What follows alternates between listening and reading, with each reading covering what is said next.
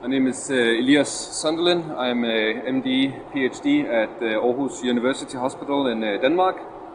And earlier in this session we've heard how hyperglycemia and hyperinsulinemia increases the risk of cancer and indeed also the risk of breast cancer.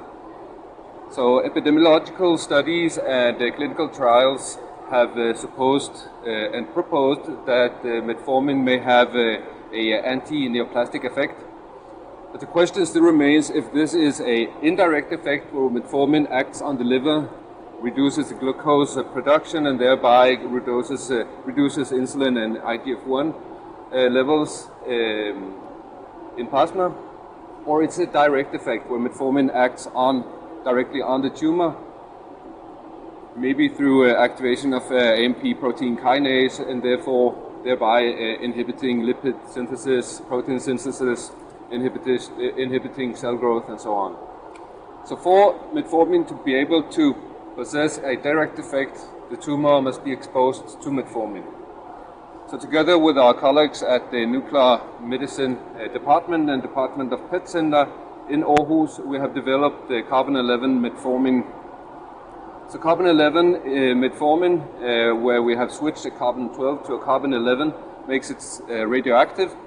It decays, and when it does so, a positron is sent out, it hits an electron, and thereby produces photons which can be detected by a PET scanner.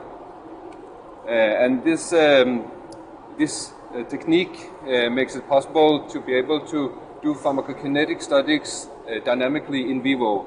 And we have evaluated this technique in several papers, and this is one of them here from Journal of Nuclear Medicine 2016, where we had healthy subjects injected with carbon-11 metformin in the cubital vein and then scanned them for 90 minutes. So this is what we were set out to do in patients with breast cancer, and we recruited patients from the surgical department, recruited 7 women with unilateral breast cancer. One of them had to drop off due to claustrophobia. Unfortunately, the other ones went through the whole study. They were injected with carbon-11 metformin in the cubital vein and then scanned for 90 minutes. They were women and they all had a ductal carcinoma. And here are the results in a time activity curve, where you can see the activity of metformin on the y-axis and time on the x-axis. And you may appreciate the high levels of metformin in the tumor compared to the binding tissue, which is located in the contralateral breast. However, the concentrations of metformin in the tumor are far below the ones seen in the liver, which we know is a key target for metformin. We also did mRNA gene expression analysis on tumor tissue and binding tissue. Thus we know that metformin needs to be transported into the cell by different type of protein transporters, and these we were able to look into in our mRNA expression analysis. And we saw that they do possess some of these transporters that we also have looked into in liver tissue.